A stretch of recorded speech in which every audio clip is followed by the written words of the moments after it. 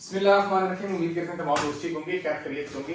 USA 5 year multiple visa जो होता है B1 और B2, काफी ज्यादा क्यूरीज मैसेजेस और ईमेल्स आती हैं। उसमें इंफॉर्मेशन लोग लेते हैं कि क्या हमें यूएसए का वीजा अप्लाई करना चाहिए या नहीं करना चाहिए, क्योंकि हमारे पास ट्रैवल हिस्ट्री नहीं है, क्योंकि हमारे पास बैंक स्टेटमेंट नहीं है, क्योंकि हमारे पास जॉब या प्रॉपर बिजनेस के डॉक्यूमेंट्स नहीं है। और अगर हमने वीजा अप्लाई कर दिया तो वीजा खुदा ना खासा अगर रिफ्यूज हो जाता है तो क्या ये इम्पैक्ट पड़ेगा बाकी अदर कंट्रीज में। तो इस वीडियो को अगर आपके माइंड में इस तरह की क्वेश्चंस हैं तो वीडियो को जरूर डिटेल में देख लीजिएगा, ताकि और इसमें फीस कितनी है, हम क्या चार्ज करें, और ये भी है कि अपॉइंटमेंट तो आनी है 1 साल बाद, तो क्या आप अपॉइंटमेंट को चेंज करवा सकते हैं, क्या आप विद इन 3 मंथ्स अपॉइंटमेंट हमें दिलवा सकते हैं या नहीं दिलवा सकते। ये सारे के सारे क्वेश्चन क्यूरीज हैं जो कि आपकी इस वीडियो में कंप्लीट होंगे। सबसे पहले हम स्टार्ट ये करते हैं कि आपको वीजा अप्लाई करना चाहिए या नहीं करना चाहिए।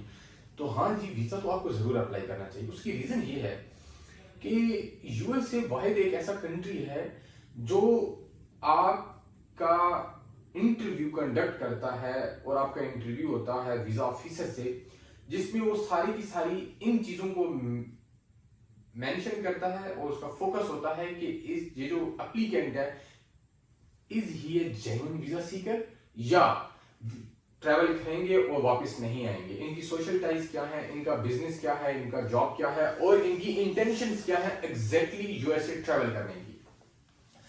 वीजा कोई भी हो, लेकिन आपको ये चीज मेक श्योर करना पड़ती है कि हमने उनको ये चीज बाहर करवानी है, मेक श्योर करना है कि हमारा ये प्लान है, ये हमारी डेट्स है, हमने जाना है, विजिट करके वापस आ जाना है।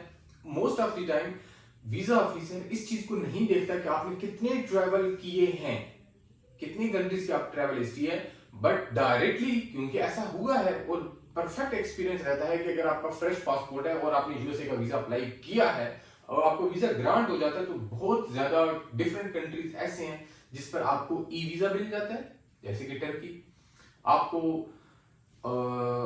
बाल्कन्स में कुछ ऐसी कंट्रीज हैं जो आपको ई वीजा दे देते हैं, या कुछ ऐसी कंट्रीज हैं जो ऑन अराइवल वीजा आपको दे देते हैं। तो इस तरह की जो कंट्रीज हैं वो आपको बेनिफिट दिला देते हैं। एम्बेसी की फीस कितनी है? एम्बेसी की फीस नॉट मोर देन 55 और 60,000 PKR होगी, डिपेंडिंग अपॉन डॉलर रेट 70 हो सकती है, क्योंकि हमारे कुछ ऐसे भी क्लाइंट्स हैं जिसका हमने 75-80,000 तक भी पे की थी, बट डॉलर जैसे ही कम हो जाता है तो ऑटोमेटिकली फीसेस कम हो जाती हैं। देन आ जाते हैं कि इम्पैक्ट पड़ता है या नहीं पड़ता। जी बिल्कुल, इस चीज का आपका खुदा ना खास्ता अल्लाह ना करे अगर वीजा रिफ्यूज हो जाता है तो बाद में अगर आप कहीं वीजा अप्लाई करते हैं किसी भी कंट्री में, तो आपको मेंशन करना पड़ता है कि हाँ जी फलां कंट्री का मेरा वीजा रिफ्यूज था, अब मैंने दोबारा वीजा अप्लाई किया था तो मेरा वीजा रिफ्यूज हो गया था। अब हम आ जाते हैं कि इसमें अपॉइंटमेंट कब मिलेगी, क्योंकि नॉर्मल जो अपॉइंटमेंट होती है वो तो मिलती है आफ्टर ईयर, कम से कम 1 साल के बाद मिलती है। लाइक आज 1 February है जब आप वीडियो देख रहे होंगे, आई डोंट नो, बट जिस टाइम पर आपकी अपॉइंटमेंट ली जाती है उसके 1 साल गुजर जाने के बाद, 1 साल गुजर जाने के बाद आपको पहली स्लॉट मिलती है। फिर हम क्या करते हैं, हम आपके अपॉइंटमेंट्स को रीशेड्यूल करते जाते हैं। फेब के बाद नवंबर, फिर अगस्त, फिर जुलाई और फिर मार्च तक। मतलब हमारी कोशिश ये होती है कि विद इन 3 मंथ कम से कम जो आपको टाइम फ्रेम दें उसमें आपकी अपॉइंटमेंट चेंज करें और आपको अपॉइंटमेंट लेकर देते हैं।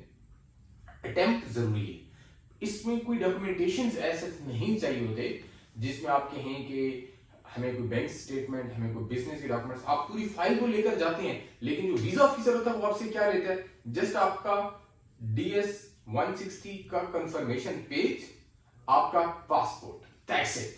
अपॉइंटमेंट भी स्टार्टिंग में ही चेक कर ली जाती है, जहां से आपकी एंट्री होती है, आपका जो वहां पर स्टाफ एम्बेसी का होता है वो देख लेते हैं कि ठीक है यू आर वीजा एप्लीकेंट, आपने अपना अप्लाई किया था, आज के दिन की आपकी अपॉइंटमेंट थी, ये आपकी डेट, नेम हर चीज चेक करके आपको मूव ऑन कर देते हैं।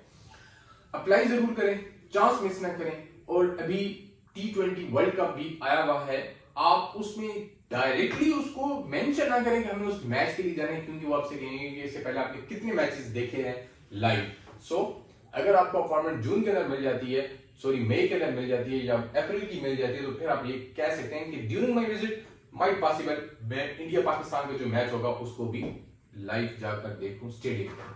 अपना बहुत सारा ख्याल रखिए, दुआ में याद रखिए। यूएसए के हवाले से कोई भी क्यूरी हो, डिस्क्रिप्शन में नंबर मेंशन करूंगा, आपने कांटेक्ट करना है और अपनी स्लॉट्स बुक करवाएं US embassy 5 year multiple visa के लिए। अपना बहुत सारा ख्याल रखिए, दुआ में याद रखिए। अल्लाह के बाद।